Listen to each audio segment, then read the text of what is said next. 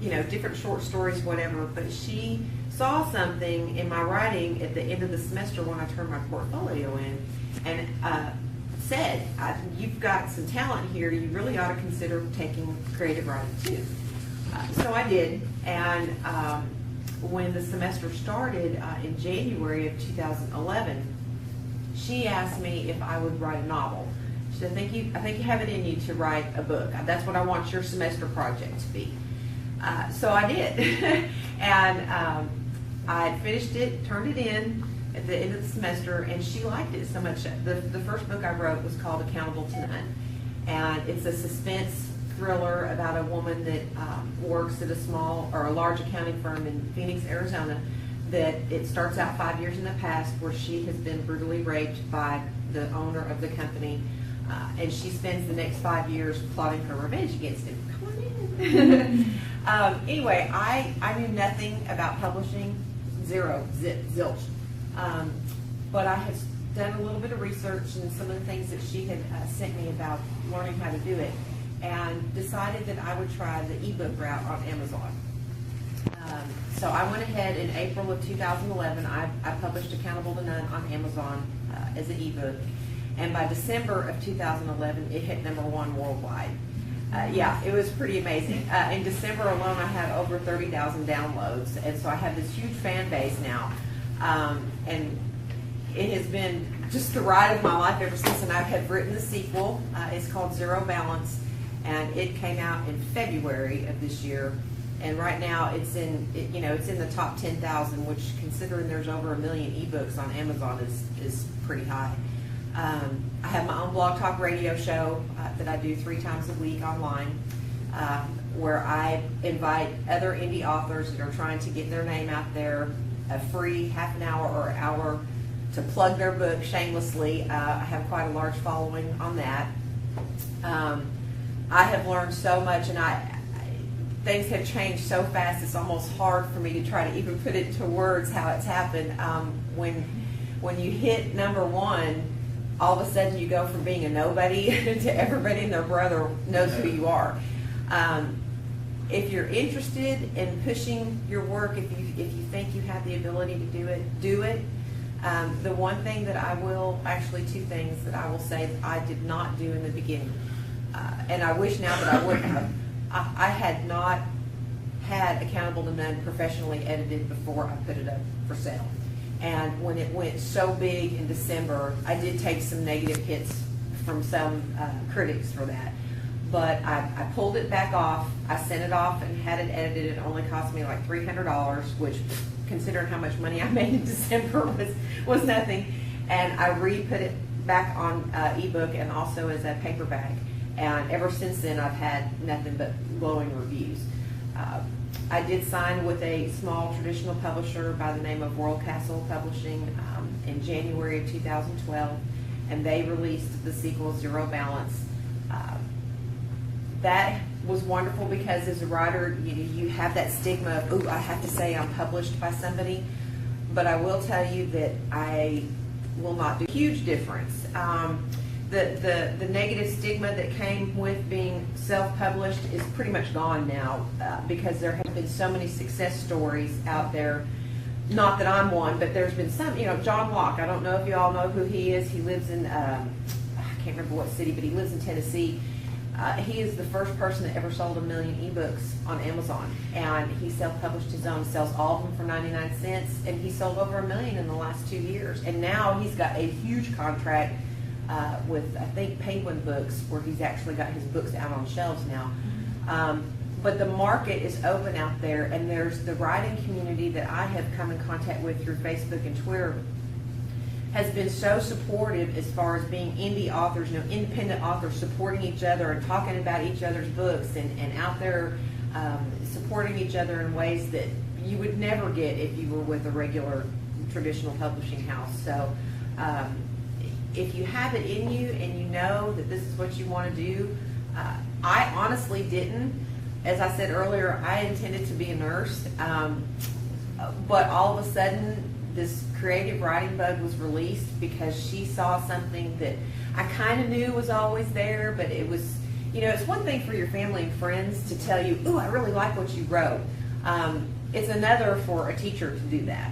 And all my friends and family kept telling me all the years, "God, you need to write a book. You need to write a book." And I'm like, yeah, okay. You're just telling me that because you love me, you know. But when I came here and the bug was released, oh my God, it's out now. And this is the passion that has come out from all this has just been overwhelming. And so, yes, I did graduate with my degree, but no, I do not plan on going to nursing school. I'm going to continue in this venue because it has been a life-changing thing for me. When I don't know how familiar all of you are with Amazon's programs called Kindle Direct Select Plus. Mm-hmm. Are any of you familiar with how that works? A little bit. What happens is when you publish an ebook, you have a variety of places you can publish it at. You can publish it on Amazon, you can publish it on Barnes & Noble, you can publish it through the Apple Store for all the Mac and iPad users. But Kindle, which is Amazon's ebook reader, they started a program in December called Kindle Direct Select Plus. And what they offered to authors was, if you will exclusively list your ebook with us and nowhere else, then we will promote it for you in 5 days out of the 90. You have to sign up for it for 90 days. 5 days out of that 90 days, you can put your book up for free. And when you do, we will help push out there to try to get, you know, it's just another way to market yourself. They have a slush fund every month that ranges between $500,000 and $700,000. And what happens is all the authors that opt into this program, when your book goes up for free, if you own a Kindle, you can share a book that you downloaded with another Kindle user, and every time your book is shared, then you get a percentage of that slush fund. So to give you an example, in December of 2000, slush fund was a little over $500,000. I had over 30,000 downloads of my book, and I had 1,500 shares of it. At the end of the month, they calculate how many books were available, how many times they were shared, and then how many your book was shared. And you get a percentage of that money. I got over $6,000 by the end of the month. So, yeah. At that point, my life changed, because not only did my book get out there in front of so many readers, but I got part of that fund. So, you know, when you first think about it, you're like, I'm giving my book away for free? How am I going to make money off that? I made more money doing that than I would have had the same amount of people actually just purchased it for $1, or I think I had it up for $1.99. So it's a great program for authors, not only to get your name out there and to get your works in front of people and start building a fan base, but also to help your pocketbook. I mean, by the time it was all said and done, it just blew up. So I did re-opt to do that again. My 90 days ran up the 1st of March for my first book, Accountable to None, and I opted to go back into the program again on March 12th, and I put it up for free again, and now it's hit, you know, in the top 15 worldwide. So as of this morning, I've had about 7,000 downloads of it, so I've got a even bigger fan base now, and so it's possible. It can happen to anybody. I wasn't expecting this to happen.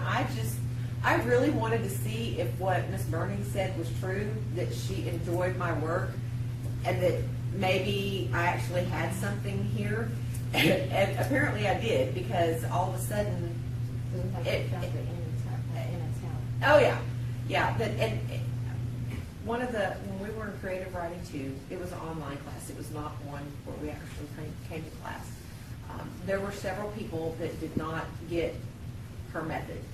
You can't teach somebody to be creative. You can open the door and let them see what's behind it. It's their choice whether they walk through the door or not. I chose to. There were several people that in the class that did not like that. They wanted a set schedule, a set syllabus of, we have this to do each week. They didn't know what to do with having that freedom of really thinking and pulling stuff out. So I wrote for her, because she was having such a difficult time with some of the other classmates online. I wrote a short story called A Tale of Two Bulbs. And and it was about two women that were in the field that walked into a field of wildflowers, of tulip bulbs actually. One of them saw the beauty and the natural wonder of it all and chose to leave them where they were and just come and check on them and water them and you know, take the bad parts away and just let them be.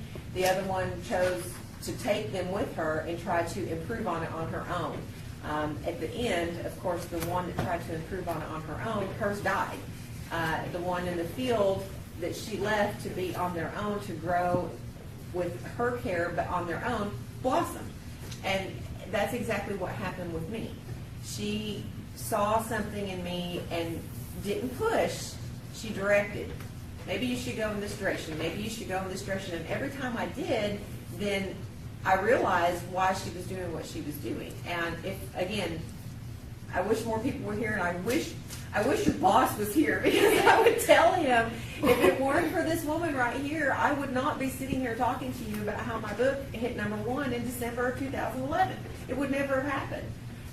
So appreciate the ability of your teacher to try to push you in the direction that, if she sees something, she's going to push you in the direction that you should go, and don't take it for granted. Oh, she still does. I mean, but you know what? You could be the next me. If you know, it can happen to anybody. It did to me. I never expected it to happen. It was not. I just was hoping that a few people would like what I wrote, and they did. And then they told other people, and then the next thing you know, here I am. So it can be done. There's some great groups on Facebook, writing groups. There's Celebrating Authors. There's Go Indie. There's Book or Bust, there's Novel Publicity. All of those are free groups to join that help you promote your book. Get active on Twitter if you have a Twitter account, because you will have people, I mean, if you've got 1,000 followers and one of those followers has 30,000 followers and they retweet about your book, all of a sudden now 30,000 people are looking. And even if only 100 of them decide to get, that's 100 people that are now reading your work. So it's the most incredible thing. There's so many sites out there that will help you with formatting issues. It's very easy to format a book and put it on Amazon. When you go to the Kindle page and actually sign up to become an author, it gives you the template to use to format in Word correctly, so it will look right when somebody opens it up to read it. And it doesn't cost anything. It costs you zero. The only thing it cost me was I copyrighted both my books myself, and that was $45 a piece. Well, I've made well over that. Interested at all in being a writer, now is the time to do it. The world has opened up, and we have bypassed the sending out query letters and waiting for somebody to look at it and go, not interested, and throwing it in the trash, to doing it yourself. And all of a sudden, now everybody knows who you are and they're getting your work. So it's been a wild ride, and it can happen to anybody. Like I said, it happened to me. So. Are you from Arkansas? I live in Malvern. Mm-hmm. And it's a lot of people that kind of say that it's kind of like a miracle for someone in Arkansas to even, come up beat or do anything like music, books, anything like that. But you know what? It happens all the time, and that's so such a misnomer, because Charlene Harris, she wrote the True Blood series. She's from Arkansas, and it's been made into a TV show. So it can happen to anybody, and I'm hoping that. That will be my next step, is for my first book to be made, even if it's just a Lifetime original movie. I don't care. But, so think about it, and, if you have any questions, you can find me online. I'm everywhere. AshleyFontaine.com is my website. I'm on Twitter. I am on Facebook. I have my own blog called Ramblings of a Mad Southern Woman.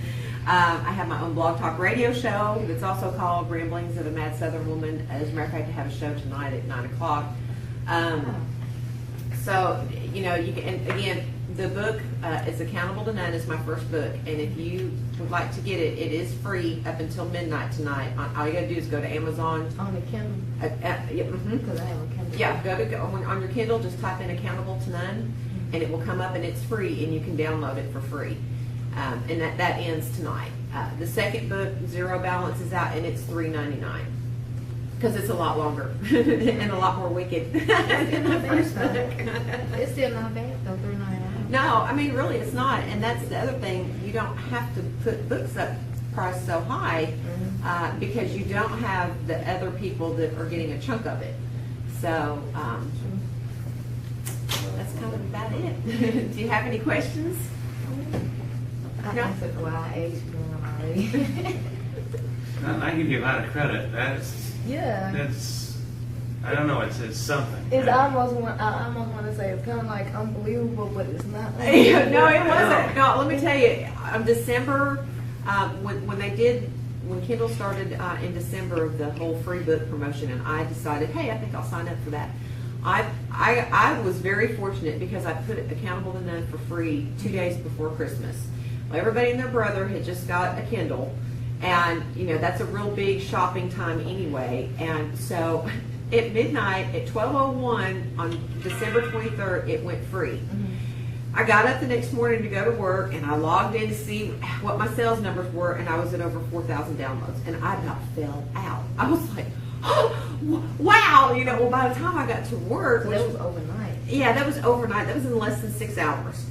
So by the time I got to work, which was 8 o'clock, 8:30, I had over 7,000 downloads. By the end of the first 24 hours, I was up to 14,000, and I mean, literally, I was just totally shocked because I was thinking, okay, a couple hundred people might be interested, and it'll get my name out there, Oh no, it blew up. And then by the end of the evening on December 24th, it was number one.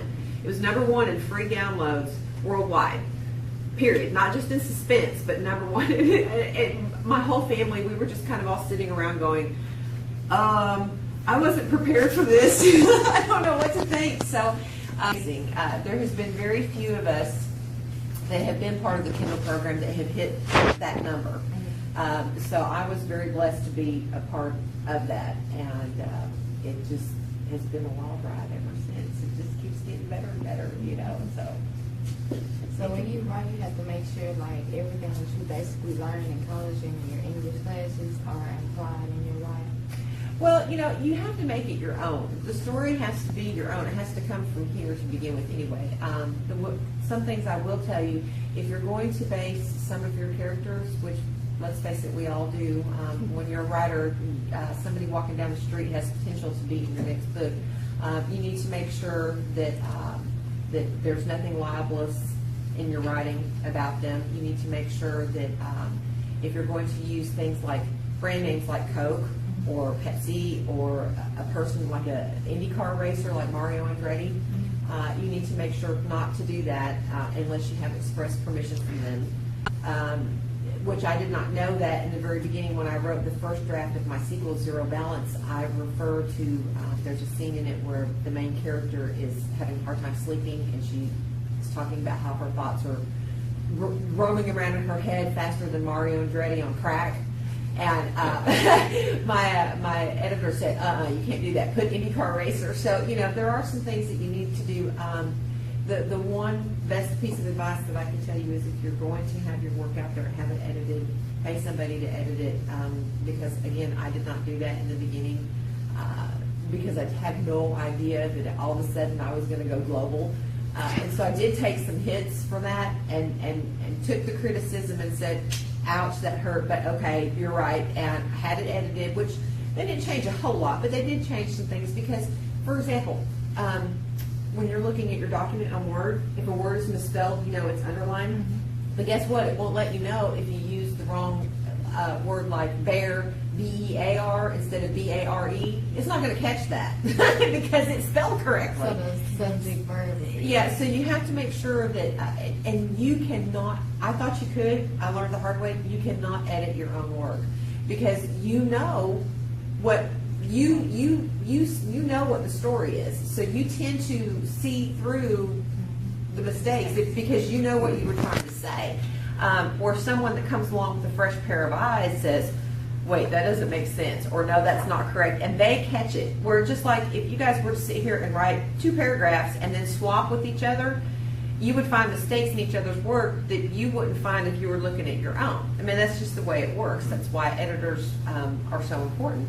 So that is the one thing, if you're going to do that, have it edited, because like I said, I didn't the first go around, and kind of took some heavy hits for that. But that's okay, because you know what? It's all been a learning experience. Every negative comment that I've received, you know, because my book is not for everybody. It's raw. There's a lot of violence in it, and there's a lot of deep-seated animalistic things that we all don't like to think are there that are brought out. So it's not for everybody. But the ones that love it have absolutely loved it. It's hit a chord with a lot of readers. So those I look at, and I try not to look at the negative ones anymore, because really, if you go, even the classics like The Count of Monte Cristo or any of Shakespeare's work, if you go look on Goodreads or Amazon at their rankings and their reviews, there's a lot of people that don't even like those works. And so you're going to have critics everywhere, even for the great classical texts. So it's just something that's part of it. You're not going to fit that genre with everybody, but you learn to appreciate the good reviews after you've had some negative ones. So